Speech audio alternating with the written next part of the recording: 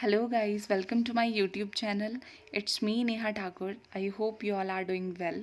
So guys, this is going to be my second video on my channel. So please do like, share and subscribe my channel.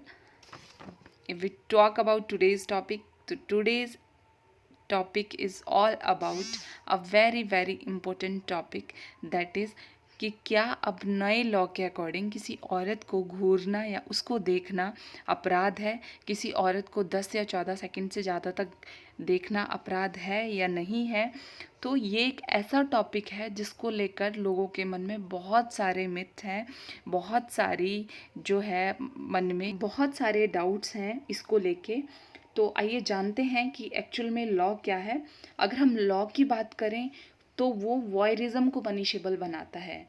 Voyeurism हमारा 354C of IPC में दिया गया है। Voyeurism का मतलब है दृश्य रतिकता। दृश्य रतिकता को पनिशेबल बनाता है 354C ऑफ आईपीसी। जो ये पर्टिकुलर जो ये प्रोविज़न है ये हमारा आईपीसी में 2013 की क्रिमिनल लॉ अमेंडमेंट एक्ट से आया था, उससे ऐड किया गया था हमारी आईपीसी के 354C में ये प्रोविज़न जो है बेसिकली। तो ये जो जस्टिस JS वर्मा इसकी रिकमेंडेशन पे बहुत सारे चेंजेस आए, वो मैं बाद में बात करती हूँ। तो थोड़ा सा इसका बैकग्राउंड जान लेते हैं कि 2013 से पहले क्या पोजीशन थी। तो गाइज, अगर इस तरीके की ऑफेंस सामने आते थे, लाइक ये कोई वुमेन की पिक्चर्स को क्लिक कर लेता था या जब वो प्राइवेट एक्टिविटीज़ में एंगेज्ड है, तो इसके लिए हमारे पास कोई भी स्पेसिफिक लॉ नहीं था। उस पिक्चर को आगे वो डिसएमिनेट कर देता था। डिसएमिनेट मतलब स्प्रेड वाइडली।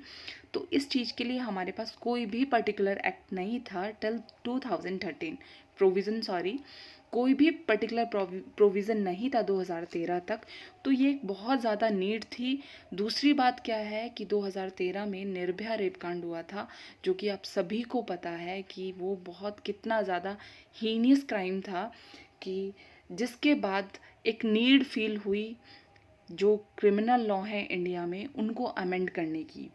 तो एंटी रेप लॉज लाए गए इंडिया में। 376 जो डेफिनेशन ऑफ रेप है 375 में, उसमें भी बहुत सारे चेंजेस किए गए। जो 376 है उसको बहुत उसके सब पार्ट्स ऐड कर दिए गए उसमें, मतलब उसको बहुत ज़्यादा उसकी डेफिनेशन को चेंज कर दिया गया। तो इसके बारे में कभी और चर्चा करते हैं। फिलहाल हम 354C के बारे में बात करते हैं। तो 354C एक्चुअल में है क्या, चलिए ये जानते हैं।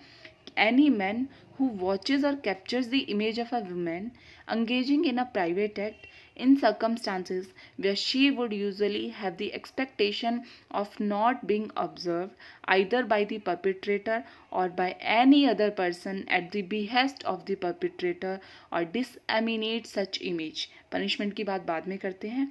तो क्या बता रहा है ये बोलता है कि अगर कोई भी आदमी किसी वुमेन की पिक्चर को क्लिक करता है, उसकी इमेज को कैप्चर करता है, उसको देखता है, जब कब when she is engage in a private act. Private act किस किस तरीके के हो सकते हैं, like she is taking her bath, she is in changing room, she is in hotel room.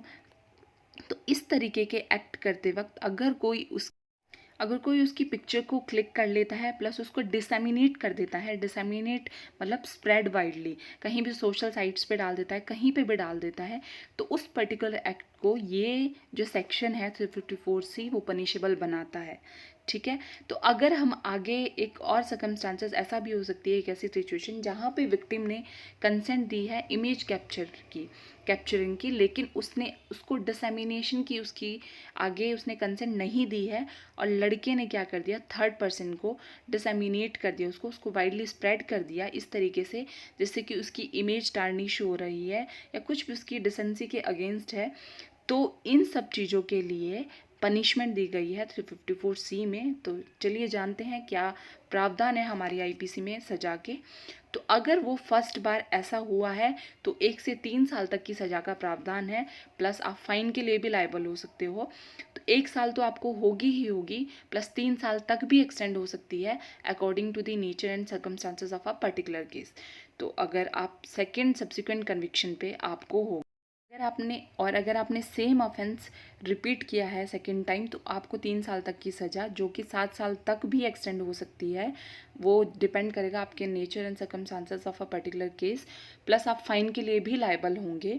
तो ये है सज़ा का प्रावधान 354C में कि कितनी साल आपको सज़ा हो सकती है। So let's move further. बात करते हैं अपने इम्पोर्टेंट टॉपिक की, जिसको लेकर लोगों के मन में बहुत सारे डाउट हैं, मिथ हैं लोगों के मन में, जो कि है स्टेयरिंग और seeing a women is an offence और नॉट। तो गाइस, खाली स्टेयरिंग और सीइंग को ऑफेंस बनाना एक बहुत ही इलॉजिकल बात है, क्योंकि इस चीज़ को प्रूव करना 10 या 14 सेकंड को प्रूव करना बहुत ही ज़्यादा डिफ़िकल्ट होगा, क्योंकि काउंट कौन करेगा, कोर्ट में प्रूव कौन करेगा। ये ऑफेंस की कैटेगरी में आता है व्हेन स्टेयरिंग और seeing falls under 354C of IPC, या फिर आपका देखना या घूरना किसी लेडी को अनकंफर्टेबल फील कराता है, तभी वो ऑफेंस की कैटेगरी में आएगा, अदरवाइज वो ऑफेंस की कैटेगरी में नहीं आएगा।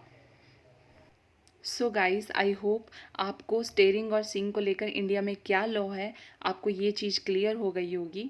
तो अगर आपको वीडियो अच्छी लगी है तो please do like, share and subscribe my YouTube channel. Thanks for watching. मिलते हैं ऐसे ही नेक्स्ट वीडियो में, तब तक के लिए नमस्कार, बाय बाय।